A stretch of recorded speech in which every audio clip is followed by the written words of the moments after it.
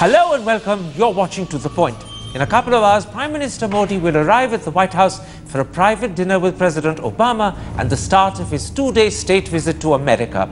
The meetings with the Obama administration come immediately after Mr. Modi's spectacularly successful address at Madison Square Garden, first in confabulations with leading American CEOs earlier today. So tonight, as the Prime Minister's visit reaches its climax, we ask, how much has he already achieved? Can he lure significant American investment to India? And how will he tackle what many call the Obama challenge over the next 2 days? Those are the issues we shall cover in this special one-hour program.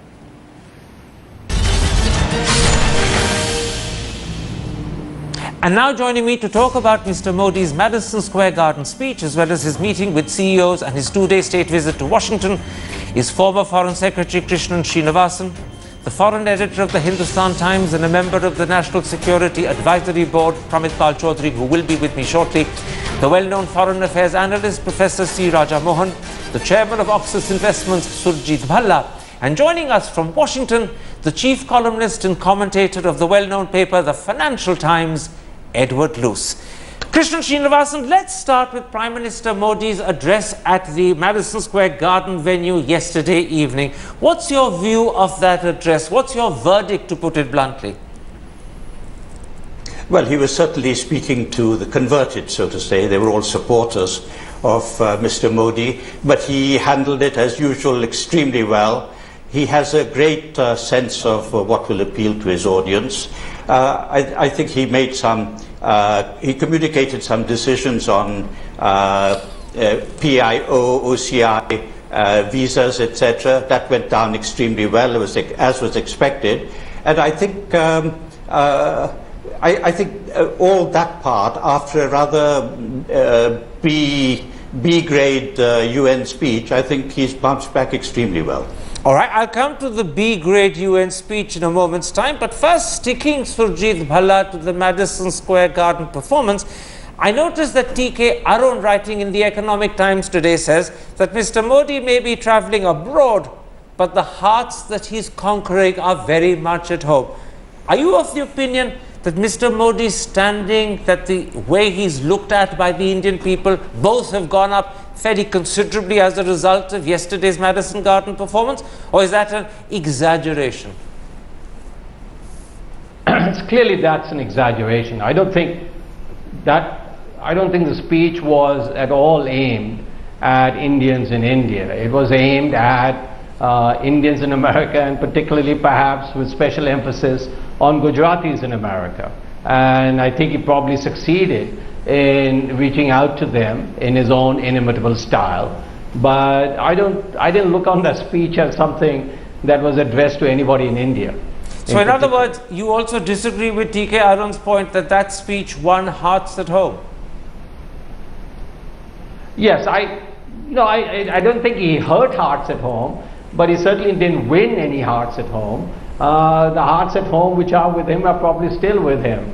But I was, if you will, slightly on the disappointment side of the speech, but not really. The speech was much more in the context of a political rally, and it was fine by those standards.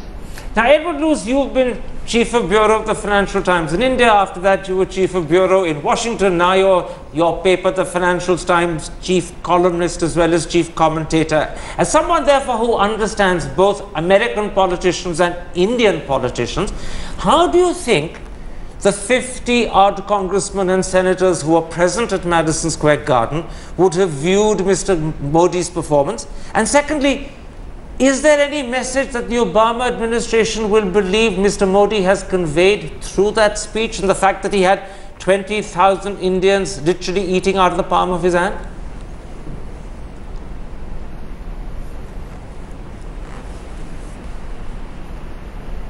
No, we seem to have lost the line, sadly, to Ed Luce. I promise you we will go back to Ed because he's an authority on that. In a moment's time, hopefully we can fix it quickly. Let me put that question to you in the meantime, Professor Raja Mohan. You know the Americans, you know the Indians. What message would the congressmen and the senators have got? How would they have viewed the Prime Minister? And what message will President Obama think he's receiving? Second, I think one is to convey his command, his popularity, or the public opinion. and broadly his commitment to reform and the kind of things he wants to do. So I think that was broadly the message, and I think you're speaking to a very general audience. And I think, as Surjit was saying, look, I think it did a good job. And I think it's also partly aimed at the domestic audience. I think, interestingly, the Indian-American community, he was telling them to keep one foot in India. So it's a way of actually connecting to both sides. I've got Ed Roos back with me. Ed, from your wonderful position of being someone who was Chief of Bureau in India, then Chief of Bureau in America, and who therefore understands both political systems perhaps better than most people, how do you think the American congressmen and senators who were present would have viewed Mr. Modi's Madison Square performance? And what message do you think President Obama will get from the fact that there were 20,000 Indians literally eating out of Mr. Modi's hand? Oh, I think this would have been a real education for the congressmen and governors who were there at Madison Square Gardens in the sort of Bollywood stardom of Modi as a Prime Minister. Sorry, I'm getting feedback here. This is probably not even audible. Can you hear me? Absolutely perfectly. Please continue. You're perfectly audible, although we can hear the beep as well, but you're perfectly audible. Okay, I'm hearing myself, which doesn't always sound that good. But I think that, after Manmohan Singh, the very quiet, very reticent, very below the radar leader, this is an education for American leaders. I think it's also a display of NRI and Indian American power and finance, which, is a big force in American politics. So the Modi Bollywood effect, which was sort of brought to extraordinary, dramatic execution in Madison Square Gardens, is going to be an eye-opener for politicians here. It's been remarked upon very, very widely already. So in other words, when President Obama meets and welcomes Mr. Modi a couple of hours from now, when Mr. Modi arrives at the White House for dinner, it will be an American president who's impressed with the start Mr. Modi's made in America. He will be. I mean, Obama, has always sought to strengthen this natural alliance, and I think it's been as much to blame as the Indian side in the last 2 or 3 years of taking the eye off the ball. And so the administration, the Obama administration, is very keen to reset US-India relations back on an upward trajectory, if you like. And I think he's going to take every opportunity to try and iron out any resentments that Modi and Modi's entourage might have had over the visa ban. All right, I'll move to Krishna Srinivasan, but Ed, I'll give my producers a chance to reconnect to you so that echo or that beep that you're getting, and which is clearly distracting, disappears, and then we'll come back to you again. Krishna Srinivasan, let's come to what you called the B-grade UN speech. That was Mr. Modi's speech on Saturday night. Why are you so disappointed by it? Explain why you believe it's a B-grade performance and therefore one that should have been much improved upon.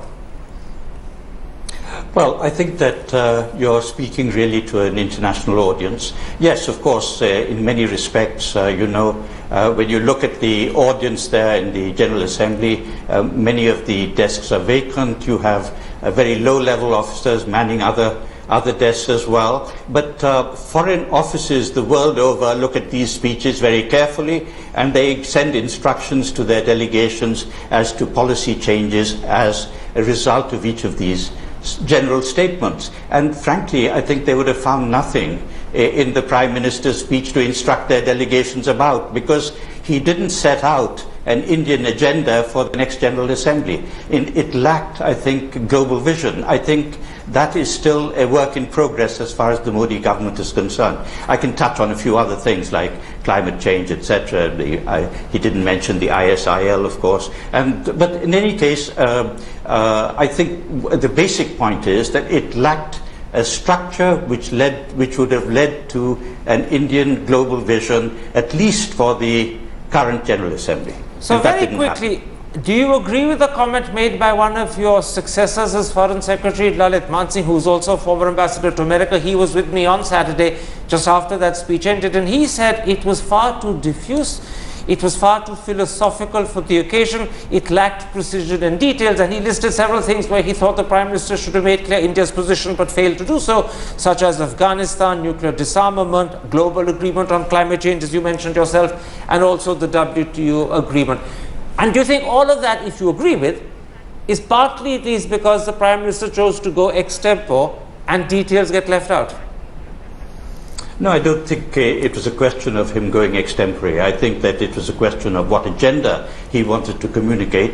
And I think far more than most leaders, that speech was more for the Indian audience than for the UN General Assembly audience. And yes, I would agree with Mr. Mansingh. I think that he's covered the points pretty well. It doesn't suggest that India is going to this General Assembly with any clear objectives.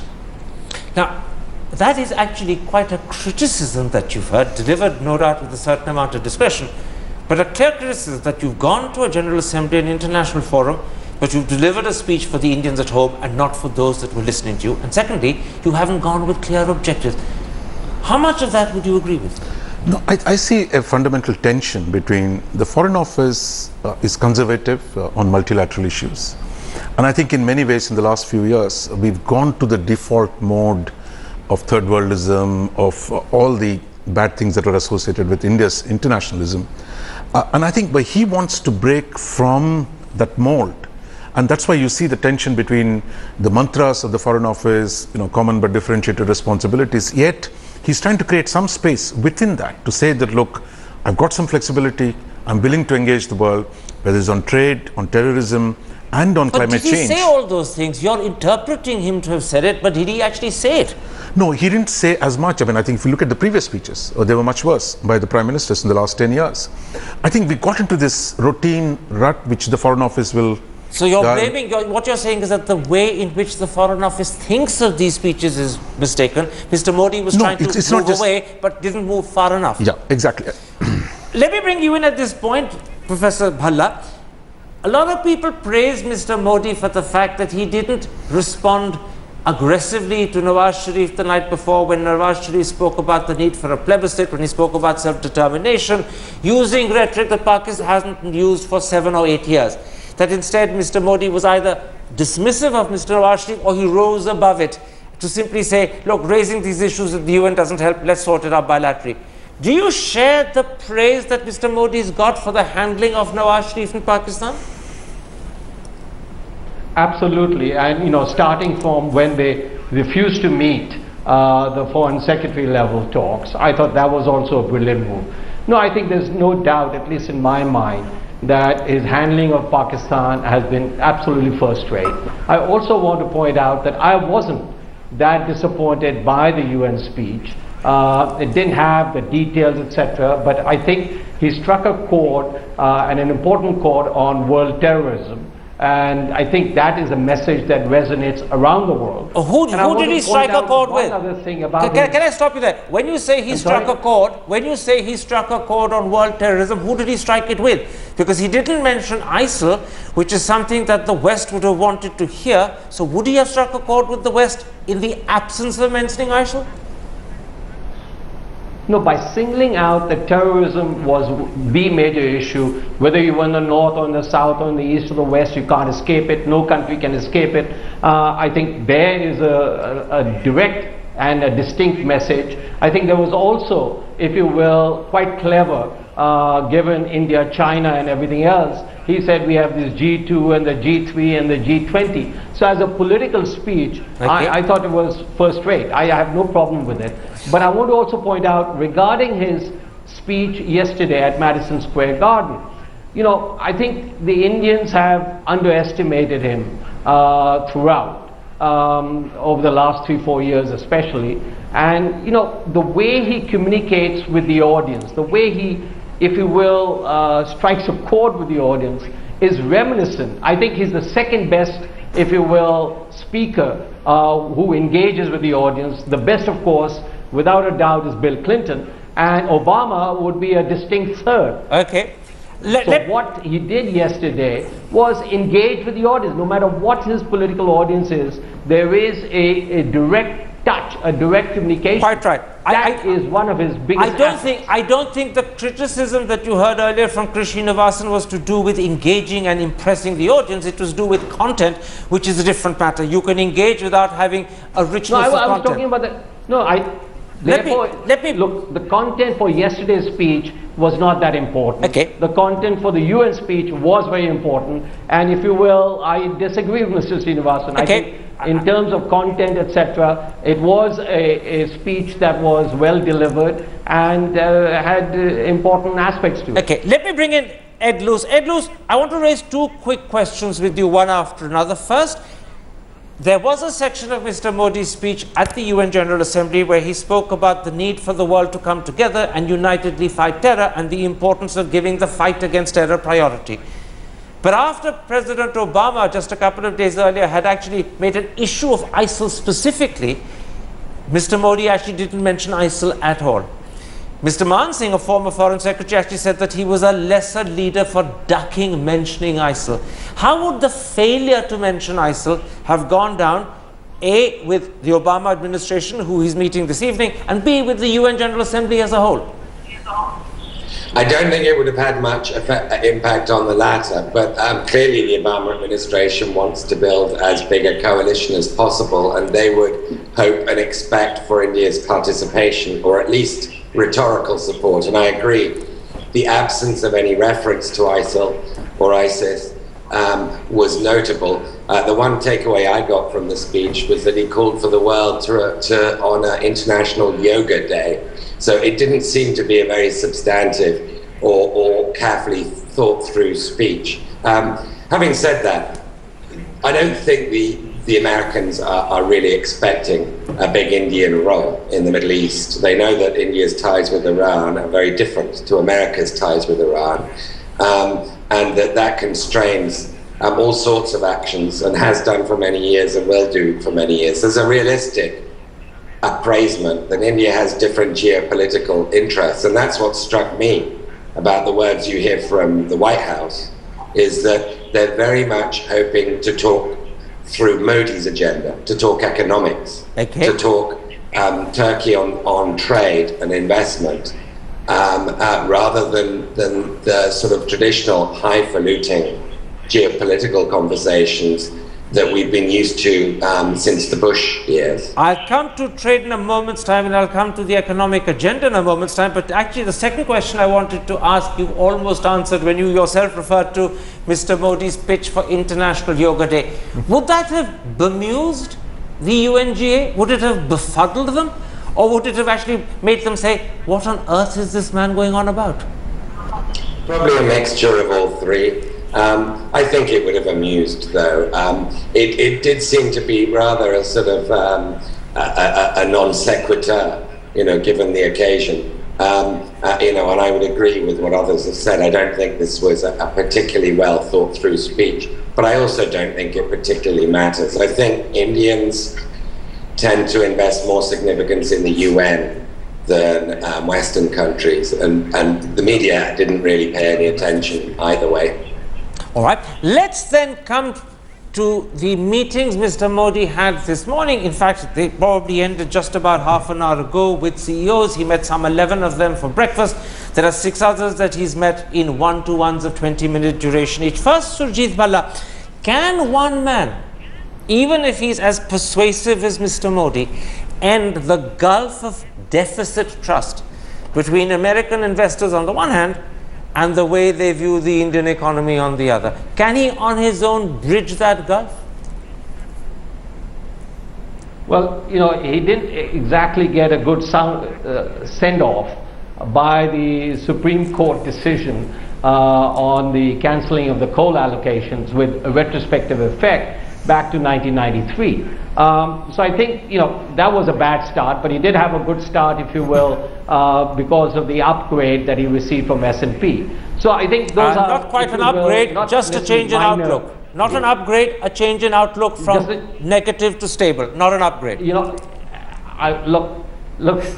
by most definitions, that's a notch up. Whether it's technically an upgrade or not, it is an upgrade in outlook, and that is indicative enough. Okay. Nevertheless, I think, look, the foreign investors know full well, or the American investors, that the Indian economy hasn't been in exactly very good shape, either because of its performance or because of the policies pursued in the previous 5 years, or the previous 10 years for that matter. So what they know, what they are hoping, and this is very similar to what the Indian investors are hoping, there's no divergence here, is that this man will be able to implement change, substantial change, structural change in the way India operates and has operated. So we heard Ed say a little bit earlier about the UN and as to how India perceives, if you will, the UN differently than most European countries. And I think even in this regard, Modi sees the UN in much less. Come back. Let's not go to the UN. We're now talking about CEOs. The UN was a different subject. Stick to CEOs. Okay, but they're related. So the point being, in substance, that listen, the foreign investors are expecting the reforms, are expecting ease of doing business, to improve radically under Modi. And I think, so far they might be disappointed with the pace, but they're certainly not disappointed with the direction and with the expectation that more is to come in this regard. I want to put that disappointment to me let me stop you there, Professor if Bhalla. you will, in February. Let me stop you there. I want to bring others in. You made a very important point. He said that, in fact, American investors may be disappointed with the pace, but they won't be disappointed with the direction. The problem is actually, when it comes to reform, there's been no pace because there's been no reform. And all we have, in fact, is intention. I'm not sure whether that actually amounts to direction. And I want to quote to you in that context what Mr. Modi wrote in the Wall Street Journal the day he arrived in America. He says, "We will do what it takes to make it being making India a global manufacturing hub, a reality." But there's not a word about labor law reform, there's not a word about amending land acquisition, there's not a word about GST, and frankly speaking, beyond saying he wants to make India a better place to make investors come and do business in, he actually hasn't said how he's going to do it or what he's going to do. So is intention sufficient to bring top American CEOs in? Well, that's exactly why he is meeting the CEOs. My guess is that a lot of his private conversation with them will be exactly to lay out the legislative agenda that he has laid out over the next 1 year. You mean he's sharing it with them before he's telling us in India? Well, he's told us quite a bit of it, actually. The expectation that FDI insurance will be increased in the winter session in Parliament.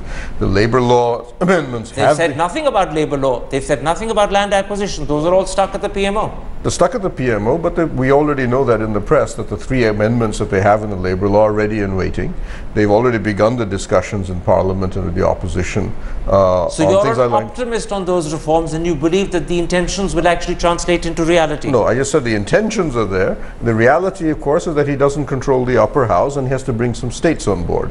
So that is going to have to wait until the winter session will be his first test. Before I go to Ed Luce, I want to come to you very quickly, Krishina Vasan, because you have a lot of experience understanding not just how CEOs view the Prime Minister's promises, but also how intentions can often just remain intentions in the Indian system and not translate into reality. When he meets the CEOs today and addresses their concerns but can't actually give guarantees that labor law and land acquisition and GST and a whole lot of other things they want will happen, but simply talks about how he wants to do it, will that be sufficient for them, or will they simply say, no, we want to see the groundwork first before we come in? Well, I think the latter. I think they are very shrewd people. They're not exposed to India for the first time. They're probably exposed to Mr. Modi for the first time, and he's certainly very persuasive. He makes great contact with either groups or individuals that he meets. But the basic fact is that there are far too many obstacles in foreign investment in the country, as any Indian businessman will tell the Americans as well. And there are a lot of these obstacles that Mr. Modi has really relatively no control over. States have their own policies. There is a power problem. There's an infrastructure problem. So there's much work to be done at home before he can be entirely convincing. So for now, anyway, it's a vote for the future. It's a vote of hope, if you like. All right, a vote of hope, and hopefully it's not a vote of expectations over reality. Ed Luce, that's the issue I want to raise with you. Many American CEOs will have been put off by 4 events and developments over the last 2 years. The decision by the Supreme Court to scrap 122 2G licenses 2 years ago at one go. The decision just a couple of weeks ago to scrap 214 coal block allocations at one go. The decision of the predecessor government to retrospectively amend taxation, which this government has not reversed. All the new government has done is to give a promise that they won't do the same. But it's a question of whether you believe promises or not. And then there's the step taken by Mr. Modi in July, where he reneged on the UPA's commitment to the World Trade Organization's trade facilitation agreement. Now, when American CEOs look at those four together, and they've happened in just 2 years, will they say to themselves that this is a country whose commitments we can't rely on, that it's unpredictable and it's unreliable? Or will they say, when Mr. Modi sits across them and is very persuasive and charming and reassures them, look, don't worry, I give you my personal word, that's a closed chapter from the past, will they believe him? Yeah, I think they come to this after 2 or 3 or 4 years of sort of growing disillusionment with the Indian story and with prospects for investing in India and with the sanctity of the contract in Indian courts. The retroactive tax bills really did sort of jolt a lot of US corporations. So they're coming to meet Modi, with a history of accumulated disappointment. But on the other hand, they understand what happened in May. They understand what Gujarat is. They understand Modi's reputation for being efficient, for having zero tolerance for corruption, and for wanting to set India on a higher growth path. And they also understand something very important, which is amongst the BRIC countries, India is the only single one, that's got prospects of accelerating growth in the next year, of above 6% again, at a time when China is going to be dropping below 7%, possibly. Brazil is at 1 or 2%. Yeah. South Africa, the others, Russia is probably going to be contracting. So India begins to look very tempting again. Therefore, I suspect, the chief executives of Boeing, Caterpillar, Goldman Sachs, all the people he's meeting today, are going to be listening out for signs of reassurance. They're going to be wanting to pick that up because they'll want a piece of the Indian growth pie, if indeed it is going to be expanding. What you're hearing from Ed Luce, Professor Raja Mohan, is that the facts, as you look at them objectively, and if you compare India to the other BRIC countries, and that's a second argument in the same direction, are on Mr. Modi's side. And therefore, if he's persuasive, if he's honest, and if he comes across to them as a man who can deliver, which is his track record, then many of them will actually say, we believe you and we will try it out. Exactly. Look, I think India has been a bad story for the last 5 years. Now this man is saying, look, I've got a different proposition. India is going to be back in business. He's a great salesman. He's making a good pitch. But the sale is not closed. So if they waited for 5 years, they're going to wait for 5 more months to see how much of what he says is actually going to be implemented. I want to put this to you, Professor Bhalla. In a recent article that he's done in the Carnegie Endowment, Ashley Tellis says that in fact American CEOs will be prepared to cut Mr. Modi a little latitude, and then he adds, because either up till the end of this fiscal year or till the next budget, which is the same thing, February next year, and if in that 6-month period the critical structural reforms they want, labor, land acquisition, GST or whatever else, doesn't happen, then they will say, if a man with Modi's mandate can't make a turnaround happen, then the outlook for India is truly bleak. Therefore, in other words, Mr. Modi has 6 months in which to deliver the reforms and entice the Americans to come, and if he fails, then they'll turn their back on India. Do you accept that conclusion? Broadly, but let me add a note of optimism to that conclusion. Look, as far as labor laws are concerned, we are already moving substantially ahead in 2 or 3 states. As you know, it's a state subject. That is how you've got to engineer it. I think the food security bill, it's a dual subject, not a state subject. It's a dual subject. Both states and central. Okay, well, yeah, but regardless, you need to get the states on board. So you cannot, in other words, the center cannot sign an ordinance saying all labor laws are now abolished. So whatever it is, he needs the cooperation of states. And I think in the 3 months that he's been in power, we've moved infinitely ahead. There was zero progress, if not negative progress, during the previous 10 and the previous 65 years. In the 3 months that he's been there, substantial progress on labor. So I think to expect that really the whole thing will be over by February is unlikely, but substantial steps ahead. Then you take the GST. I think, yes, if the GST is not there in place by February, that will be a big disappointment. I think it will be there, but I think that's a fair test of what Mr. Modi 6 months. Then you've got land acquisition, expenditure management, all of these things that we are quite concerned with. Steps have definitely been taken.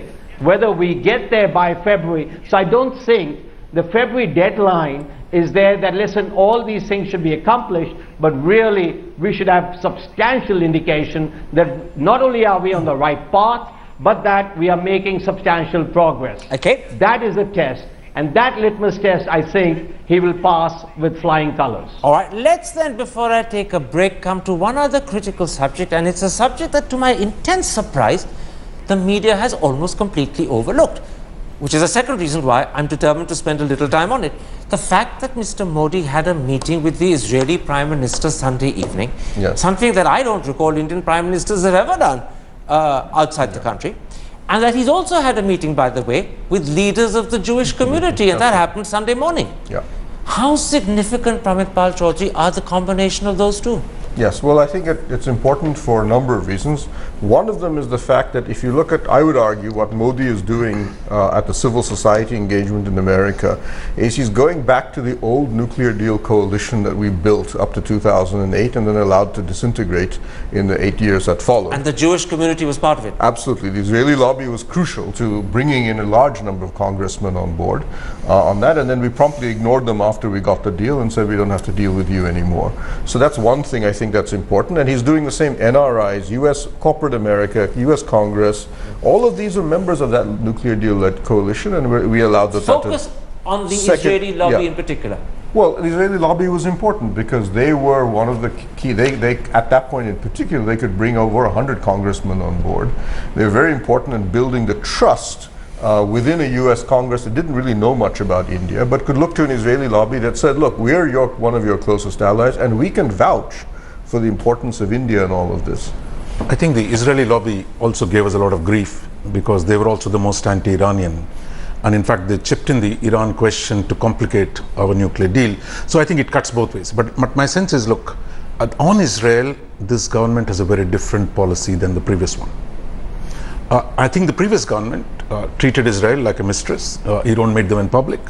You do defense business, but you avoid, for domestic political reasons, not to engage them in public. Is Modi converting Israel more into a girlfriend? No, I think it's a more open engagement. I mean, I think you go back girlfriends you usually from the public. Wives, maybe girlfriends, whatever you want. I mean, that it is going to be a transparent, open relationship. After all, it is Vajpayee who invited Sharon to come to India. So I think the government is sending the message, look, we are going to engage everyone in the Middle East, and we're not going to do what the Congress party did to pretend that we have no business with Israel. Krishnan Srinivasan, as a former foreign secretary, does the fact that the Indian Prime Minister met the Israeli Prime Minister in New York and that he's also met leaders of the Jewish community have serious implications for our Arab policy, for our West Asia policy, for our relations with countries as varied as Saudi Arabia, Iran, Egypt? I don't think so, because I think now almost 20 years have passed since our recognition or the mutual recognition of Israel. I think they've got completely used to it. I don't think there'll be any such repercussion with the Arab or Muslim states in the world. I think that there's one point, I think, which was mentioned, which I agree with entirely, that this is a continuation of BJP's policies, and I only wish actually that the Prime Minister had had an opportunity to meet the Iranian President as well. I think that would have been a very good thing. Okay. Very quickly, Ed Luce, how will the fact that the Indian Prime Minister met the Israeli Prime Minister and the Jewish lobby impact on American congressmen and senators? I'm not deliberately talking about the Obama government so much as congressmen and senators and Capitol Hill. Oh, I mean, Zionism is kind of a second national creed in the United States, so it could only be good. from Prime Minister Modi's point of view. I'd share, though, the general view that I don't think it's hugely significant. I do recall the Sharon visit in 2004-05, thereabouts. I was in Delhi at the time, and I do recall Brajesh Mishra as Vajpayee's big foreign policy person reaching out to Israel, and I think at that stage it was very much new ground that was being broken. I don't think it's being seen as such now. It's old news.